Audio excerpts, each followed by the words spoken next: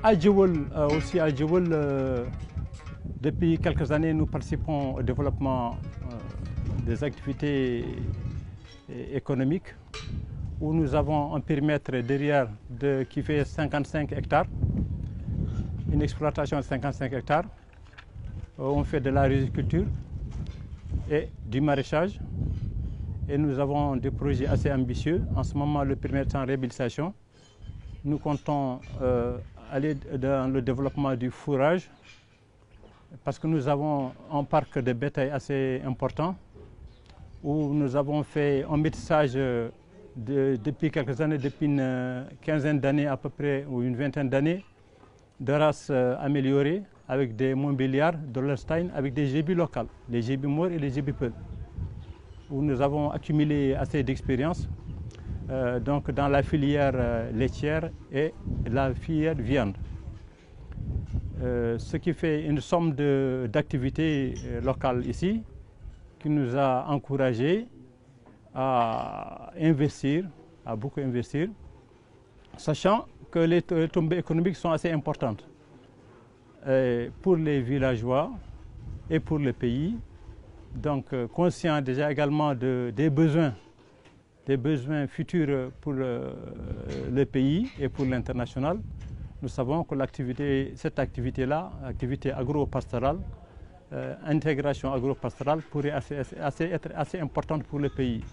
On sait qu'également, on a eu des signes de haut niveau de l'État, que c'est une préoccupation nationale.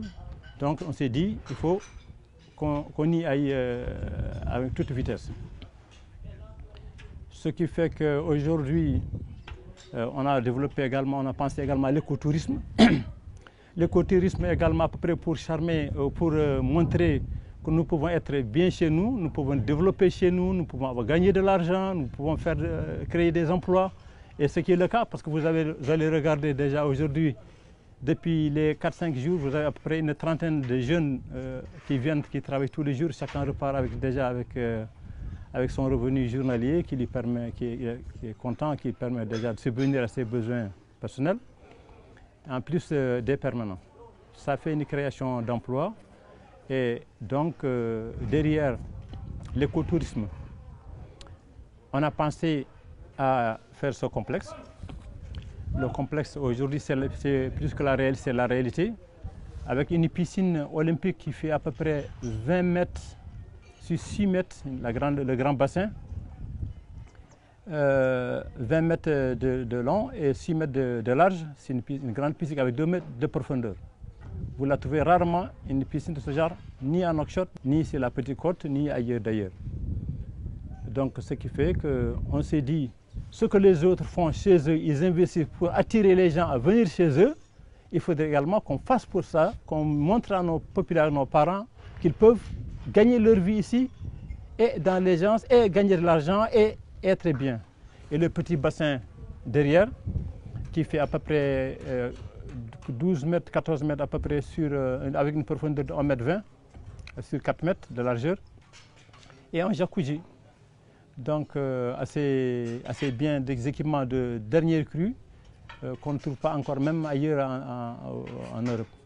C'est une motivation, on est content de cette réalisation parce que l'objectif à court terme, c'est de recevoir des enfants de toutes les contrées, de faire un développement culturel ici, faire un brassage culturel, organiser des colonies de vacances avec des thématiques assez importantes, montrer nos richesses que nous avons ici localement. Donc, créer des activités pour des enfants pendant 2 semaines, 3 semaines, qui les permettent d'avoir un grand souvenir de toute la vallée. Donc, dans lequel on va présenter les enfants, tous les enfants qui viendront ici, que ceux du sud, du nord, ou des Européens ou des enfants des immigrés, qui puissent rencontrer ici avoir un lieu de rencontre dans lequel ils vont faire des échanges culturels. Bien entendu, maintenant, le côté activité pastorale, agro-pastorale, ça c'est autre domaine où c'est assez vaste, des projets assez ambitieux, beaucoup de choses à développer. Donc vous allez voir ici également au niveau d'ici, on a expérimenté beaucoup de choses au niveau de la ferme locale ici. On est content des résultats également. Donc tantôt j'ai parlé de métissage de races améliorées avec des Montbéliards, de l'Holstein avec des zébus locales. Et nous avons également un poulailler qui fait 4000 sujets à peu près, 4000 poussins. Nous avons réceptionné il y a à peu près 2 semaines 1500 poussins ici. Et nous avons aussi un autre parc de basse-cour où nous avons toute la volaille, des pintades, des copains, des dindons, voilà, et un ensemble vous pouvez visiter déjà des oies, des trucs de compagnie assez intéressants, donc une richesse. Donc derrière, déjà, nous avons une machine à l'expérimentation pour pondre 1500 œufs à peu près, pour couver 1500 œufs. Nous avons une commande en cours pour 5000 œufs. Donc déjà, notre objectif, c'est d'aller à la suffisance alimentaire au niveau du Gorgol. Et après, au niveau national, on va attaquer le marché national. On ne veut plus que ce soit des produits qui viennent d'ailleurs, de la sous-région, pour nourrir les Mauritaniens. Que ce soit, parce que vous savez tout le monde l'histoire, il y a 2 ans, 3 ans, on a acheté de la tomate le kilo à 2000 ouguiya. Parce que nous ne produisons pas. Nous avons la terre, nous avons l'eau, nous avons des hommes, et tous nos hommes sont à l'extérieur, et on semble être des pauvres. Avec toutes ces richesses, les Mauritaniens, on se pose des questions, qu'est-ce que nous sommes? Donc nous, il faut qu'on apporte notre contribution pour montrer que nous pouvons développer chez nous. Nous n'avons pas besoin d'aller ailleurs. Nous avons des richesses ici, et nous n'avons pas besoin de nous quereller. Il y a à manger, à boire pour tout le monde. Il y a à manger, à boire tout le monde. Et ici, on n'est pas pauvre. Nous n'avons pas encore atteint la croisière parce qu'on a encore des constructions, quelques habitations à rajouter. Des habitations qui tendent avec des matières locaux adaptées pour le milieu également, qui reflètent à peu près le milieu. Quelque chose de typique fleuve. Et donc, nous allons rechercher, ça va viser tout le monde.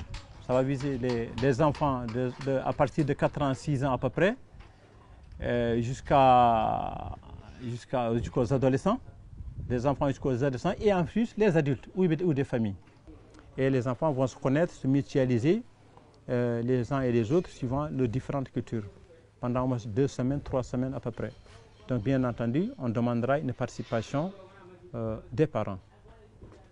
Ça c'est certain. Donc ce sera quelque chose d'étudié, qui ne sera pas assez onéreux et qui fera peut-être l'affaire, peut-être plus intéressant que ce que les parents payent pour envoyer des enfants en France, au Maroc, en Tunisie ou ailleurs. Donc où toutes les conditions sont assez bien réunies. Et ça, c'est une très bonne initiative, excellente initiative. Je dirais c'est un point de réconfort pour toute la vallée. Et en particulier pour Djouel également, qui a un ancrage historique assez important, qui est l'une parmi les plus anciennes villes historiques de la Mauritanie, avec des richesses culturelles assez importantes ici.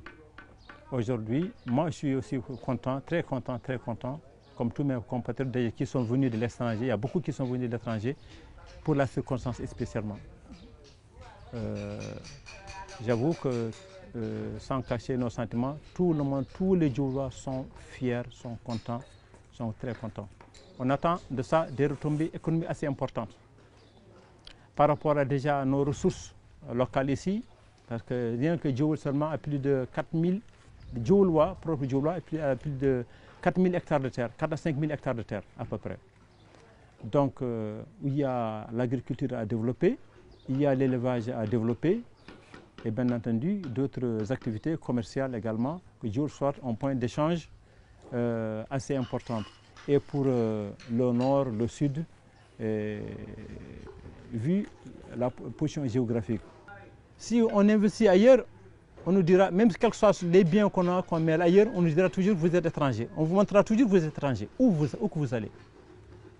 Vous sentirez toujours la différence, vous sentirez toujours vous n'êtes pas chez vous. Aujourd'hui, surtout par les temps qui tournent avec le nationalisme international. Chez vous, même si on vous insulte, vous savez, même celui qui vous insulte, il sait que vous êtes chez vous. Quelqu'un peut vous insulter par maladresse, mais il est convaincu qu'il n'est pas plus citoyen que vous. Donc, la faiblesse, c'est d'abandonner son pays. On a des choses à faire. Il y a des réalisations à faire. Si c'est chercher de l'argent, les sacrifices qu'on fait ailleurs, si on les fait ici, on gagne. Je fais un appel. Les personnes qui ont des moyens, des intellectuels, des cadres supérieurs, des gens qui travaillent pour d'autres pays, qui s'investissent ailleurs, qui reviennent chez eux, il y a de quoi faire. Se battre dans notre pays, il y a des choses à faire. La réussite est là, elle existe.